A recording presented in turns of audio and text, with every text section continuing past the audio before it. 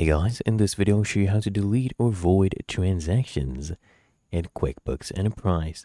Now, the first thing I want you to do is actually locate the transaction so you can come here to customers, vendors, employees, wherever it is. So I'll go to customers.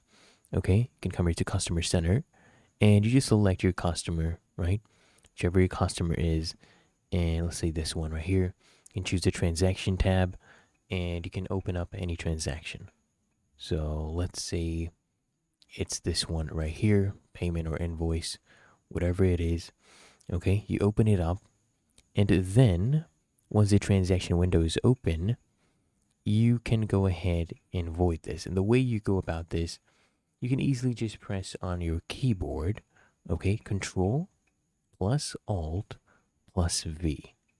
Press that, and then it will actually open up a window where QuickBooks will set all the amounts, as you can see, to 0. So it's set to 0, all of these. That's what it does. And it will basically go ahead and void this transaction. Okay, it will retain the date, it will retain the number, the memo, things like that. It will be retained. And if you want to delete it, you can just go ahead and come here, click on delete. Okay, or you can even come here and press void from here as well.